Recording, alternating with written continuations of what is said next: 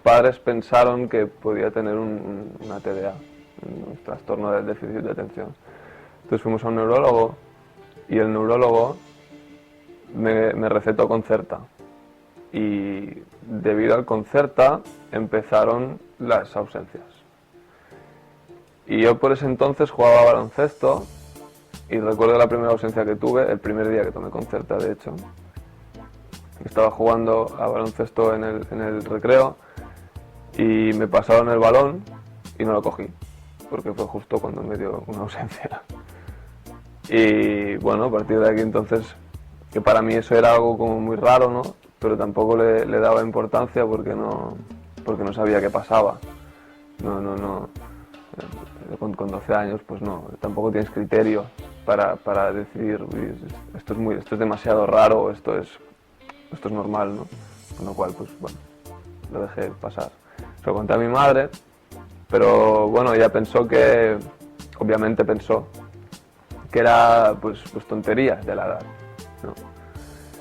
Y hasta que ella un día vio cómo a mí me daba una ausencia delante de ella. Entonces fuimos al médico, al neurólogo, y me hizo las pruebas pertinentes y a partir de entonces, pues señora, su hijo tiene epilepsia. Dentro de lo crudo que puede llegar a ser una noticia como esta, ¿no? Que te digan, pues, que tienes epilepsia o te ves creciendo con epilepsia porque tampoco te das cuenta, ¿no? Cuando eres pequeño. El tiempo y el humor han sido básicos a nivel personal, evidentemente, es decir, ha habido más factores que me han ayudado a verlo de otro modo, pero yo creo que eso ha sido lo más básico, es decir, el crecimiento personal, esa maduración de la inteligencia emocional, ¿no? De ir conociéndote a ti mismo, de ir aceptando que tienes epilepsia, porque si no aceptas, estás adiós. Y sobre todo el humor, es decir, si consigues sacar de ahí humor, ya sea más sarcástico, más polémico, más humor negro, ¿no? Que sí que, a ver, algunos yo entiendo que puede sentar mal, pero es que sin humor no, o sea, ¿qué vas a hacer? Y si consigues reírte de ti mismo, ya sea por la propia enfermedad o por otros lados, pues ayuda más a aceptarlo, ¿no? Es como más, se hace más llevadero. El hecho de tener un humor tan crudo al final, porque es así, ayuda a que la epilepsia se normalice, ¿no? Que al final es lo que hay que hacer, normalizarla, no ver la epilepsia como pues que eres un enfermo, que eres un... No, es una persona normal, sí que hay muchos grados, eso es cierto, yo tengo una suerte bestial y lo sé, pero hay que darle vida, porque si no entras en la dinámica de la víctima y eso es lo que no puede ser. Y la mejor forma es darte vida con humor y reírte de ti mismo. Si al final es esto. Es decir, la epilepsia ya me pone suficientes límites, ¿no? Sacar el carnet de conducir, no puedo trabajar de según qué cosas, ¿no? A mí me habría gustado ser piloto de avión. Un piloto de avión con epilepsia no es muy buena idea, ¿no? Claro. Conducir siempre me ha gustado las cosas que tienen motor y darles caña. Bueno, pues no puedo. Cuando yo tenía, bueno, pues no sé, 15, 16 años, yo sabía que yo quería sacarme el carnet de conducir. Yo sé conducir desde que tengo 12 años. No, de hecho fue al mismo tiempo. Mi padre me enseñó a conducir cuando yo era muy pequeño, por el pueblo. Y bueno, yo tenía clarísimo que yo quería conducir y quería sacarme el carnet y a mí me gustaban los coches y bueno, no todo. Claro, llegas a los 18 años y el médico te dice, no puedes. Claro, ¿qué haces? Sí, bueno, quizás en un futuro podré. Pero no. Pero vas siempre con ese miedo que está aquí detrás, que te va comiendo, ¿no? Y que va ahí. ¿Y si ahora tienes una ausencia cuando estás conduciendo? ¿Y si tienes una crisis? Imagínate, en medio de una curva, ¡pam! Una ausencia. Te la comes. La principal diferencia es que cuando tú eres pequeño no te enteras, ¿de acuerdo? Entonces, tú, si tienes 12 años y te dicen tienes epilepsia, dices, ah, pues vale, pues que no sabes qué ocurre.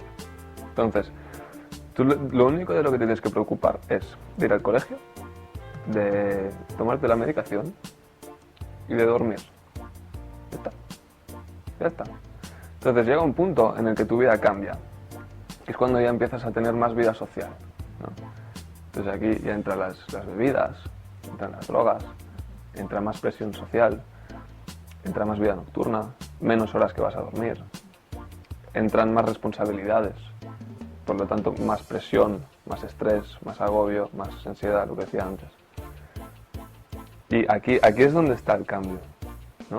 Es decir, no, y aquí es donde al final aprendes o sea,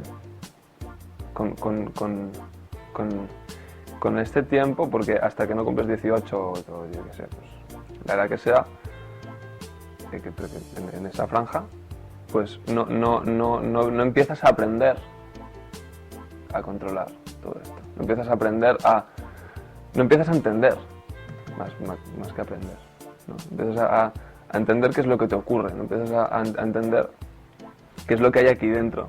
Incluso no empiezas a sentir curiosidad por lo que es la epilepsia, ¿no? Al menos a mí me pasó. Yo hasta los 22 dije, me limpio las manos, porque a los 21 o 22, no me acuerdo, fue cuando tuve la primera crisis generalizada, la primera crisis tónico-clónica. Hasta entonces no había tenido. Entonces, claro, no había, bueno, pues sí, medicación, ausencias de vez en cuando y ya está. Hasta que no hubo la primera crisis, pues vale, esto va en serio. Pues yo hoy día practico escalada en rocódromo, que es hacer escalada pero en indoor, que se dice, ¿no? En un recinto cerrado, y se hacen vías pues preparadas ya. Luego también voy en bicicleta por todas partes y también gasto mucho tiempo jugando a la PlayStation. Y en relación al rocódromo, a la escalada, bueno, aquí hay cierta controversia porque mucha gente me pregunta muchas veces si no es muy, ¿cómo lo diría?